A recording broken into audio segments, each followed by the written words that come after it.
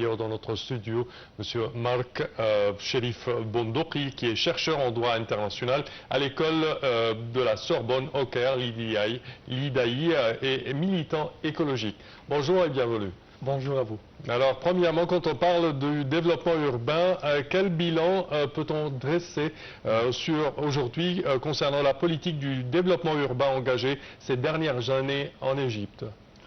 Donc, je pense que le développement urbain n'est pas un seul projet du développement ou immobilier, Oui. mais ça constitue une vision égyptienne et une stratégie nationale pour la transformation économique et aussi urbain.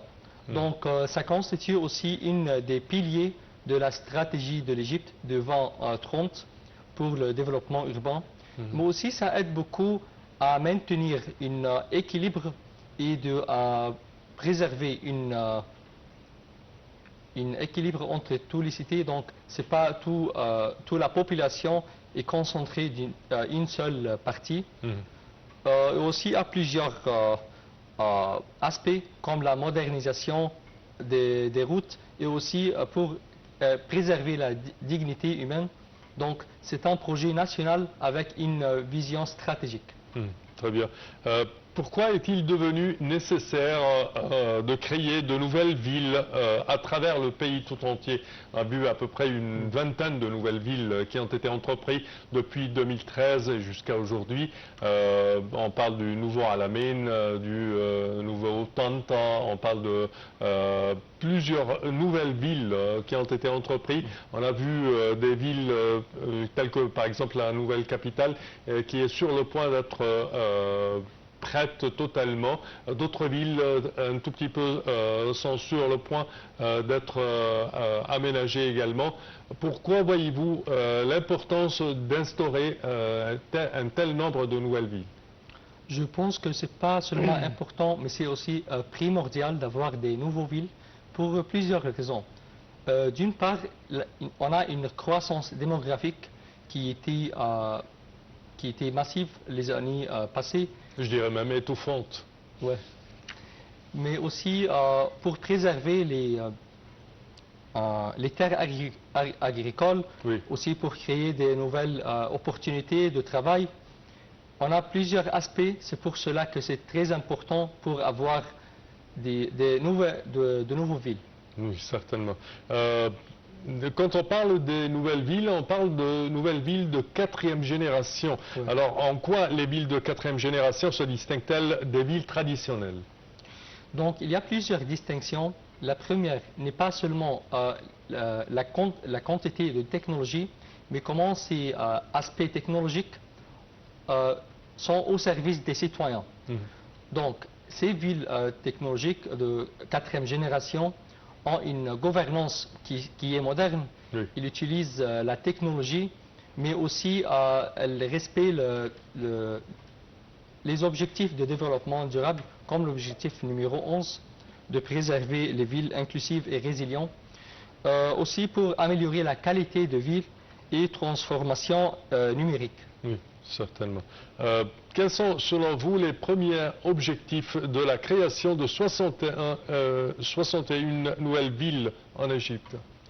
Donc, d'une part, c'est pour répartir la population.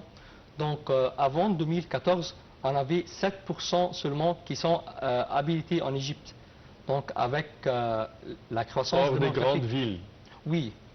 Oui. C'était donc un des plus grands objectifs, c'est de doubler la partie qui peut accueillir plus de la population et aussi pour préserver les parties agricoles.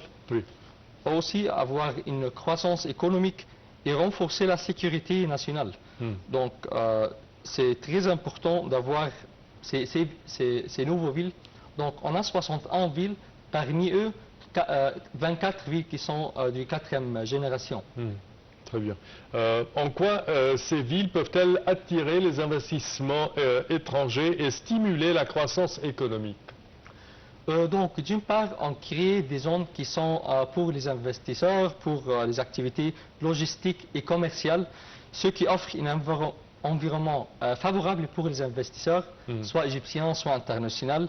Et ça crée des milliers d'emplois. et soutient la localisation des industries. Oui, on a besoin d'avoir une industrie nationale et qu'on peut substituer les importations.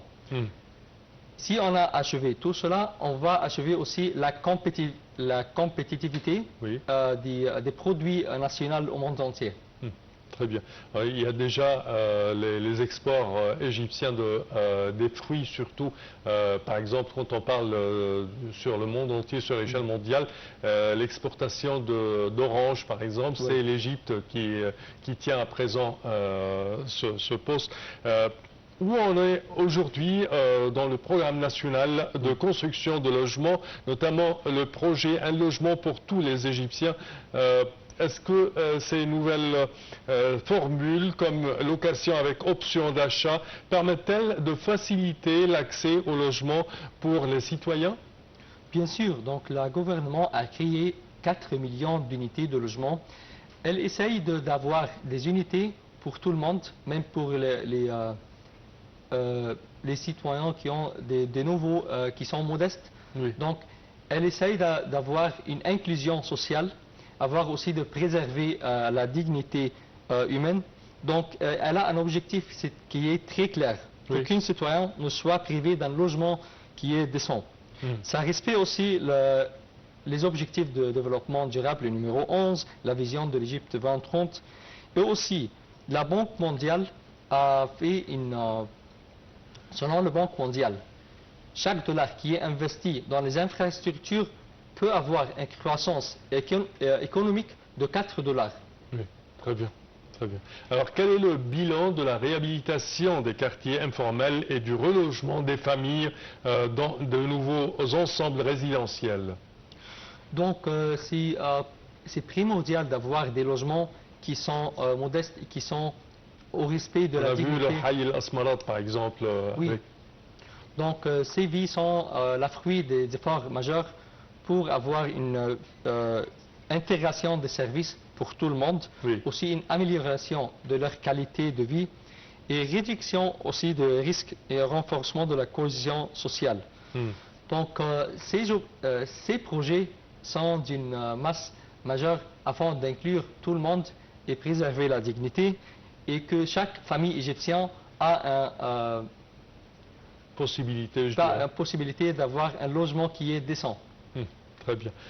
Quel rôle jouent les infrastructures routières et la rénovation de l'infrastructure routière en Égypte, les transports et les réseaux de services publics dans la réussite de cette transformation urbaine? Les routes infrastructures sont primordiales. Donc on ne peut pas avoir des villes nouvelles sans avoir les routes qui les connectent. Donc d'une part, c'est pour la connexion entre ces villes. D'autre part, pour le commerce international, que tu as des routes qui peuvent faciliter le transport. Oui, bien sûr, faciliter le transport, les logistiques, et aussi pour avoir moins de temps pour le transport. Et aussi amélioration de la mobilité. Amélioration, c'est l'infrastructure, n'est pas seulement les routes, mais aussi les services de l'eau, de l'électricité, de tout cela. Donc c'est pour garantir aussi le développement durable, pour pour la gérance de quel? Oui, pas seulement pour ceux qui vivent maintenant, mais aussi pour le futur. Le futur, bien sûr. Très bien. Alors, comment les nouvelles villes intègrent-elles les principes des villes intelligentes et du développement durable? Donc, d'une part, ces villes intelligentes respectent les objectifs de développement durable. Donc, on pense pour le futur, les générations futures, comment ils vont utiliser les ressources qu'on a maintenant. Donc, le défi majeur qu'on a les mêmes ressources, mais il y a une croissance démographique, il y a des générations futures avec des besoins qui sont différents. Donc, le défi de savoir comment on peut utiliser les mêmes ressources pour les générations futures, c'est pour cela qu'on fait des efforts massifs afin de construire ces villes nouvelles et aussi avant de garantir la durabilité de ces villes pour eux. Très bien. Quand on parle également de nouvelles villes intelligentes, on doit mentionner que ces villes font du recyclage de leurs déchets. Ils émettent moins de déchets que les villes traditionnelles, les villes classiques, soi-disant. Certainement. Quels sont les principaux défis auxquels fait face cette stratégie d'expansion urbaine? Je pense sur certainement l'économie. Bien sûr. Donc je pense malgré les avantages majeurs des nouvelles villes et tout cela pour ces avantages pour l'économie, pour les jeunes, pour le développement durable et tout cela, mais il y a des défis qui sont majeurs. D'une part, on a on peut dire le financement, pour le financement de ces villes. Quand ces villes vont produire des revenus, là aussi, est-ce qu'ils sont attractifs ou pas encore, soit pour les citoyens, soit pour les investisseurs, et aussi la durabilité de ces villes, est-ce que ça sera aussi pour quelques années, ou ça peut être pour 100, 200 ou, années, ou pour le futur? Certainement. Donc, plusieurs défis qu'on doit prendre en considération quand on construit des nouvelles villes pour les investisseurs, pour la durabilité et pour aussi les revenus qui vont aider à soutenir ces villes pour le futur. Quand on parle de la vision de l'Égypte 2030, quelle est votre vision de l'Égypte 2030 en matière de développement urbain et d'aménagement du territoire? Donc, je pense que la stratégie nationale, c'est d'avoir un urbain développé qui peut accueillir tous les citoyens et aussi qui respecte les aspects technologiques et les aspects de développement durable pour tout le monde. Aussi, d'autre part, l'Égypte se concentre beaucoup sur les objectifs économiques. On a des objectifs d'attirer les investissements, on a d'autres objectifs d'avoir des productions nationales qu'on peut importer plus qu'on a. Donc, la localisation des industries en Égypte, certainement, ça aide à réduire le taux d'import pour l'Égypte, ce qui va se refléter sur la devise étrangère en Égypte. Oui, bien sûr. Mais aussi, d'autre part, après ce qui s'est passé, la guerre en Iran et en Amérique, il y avait un problème majeur en cas de l'énergie. Donc, l'Égypte essaye d'être un acteur majeur dans la région pour l'énergie renouvelable, mais aussi une route logistique qui peut être sécurisée durant les guerres. Donc c'est pour cela que l'Égypte essaye de faire son meilleur avant de construire ces routes, l'infrastructure, les nouvelles villes, afin d'attirer les investissements et aussi d'être sécurisée et aussi afin d'améliorer ou de renforcer les coopérations avec le monde entier. Certainement. Quand on parle de la vision 2030, on doit mentionner que l'Égypte se prépare, je dirais, d'une façon tellement efficace de nos jours pour cet objectif. Néanmoins, on a vu durant quelques années plein de catastrophes mondiales qui affectent les économies mondiales et par la suite l'économie égyptienne. Est-ce que vous pensez que l'Égypte à présent a une certaine résilience, son économie surtout a une résilience pour supporter et essayer de surmonter les crises mondiales? À mon avis, bien sûr, l'Égypte a eu un rôle très important afin de résilier toutes ces crises mondiales. Donc, on a passé par plusieurs crises, commençant par l'épidémie de Covid, Evergreen dans le Suez Canal, la guerre en Ukraine et Russie, la guerre en Iran. Et avec chaque crise affecte beaucoup notre économie. Donc, même plus que beaucoup d'autres pays. Certainement. Mais l'Égypte a essayé de résilier, de prendre des mesures pour équilibrer, on peut dire, les effets de ces guerres ou ces crises. Elle a résilié. Elle a aussi été elle a eu des références, elle a eu donc les organisations sociales ont essayé de créer des initiatives pour soutenir les Égyptiens contre la hausse des prix, n'est-ce pas? Oui, bien sûr. Mais aussi, ils ont dit que l'Égypte a fait une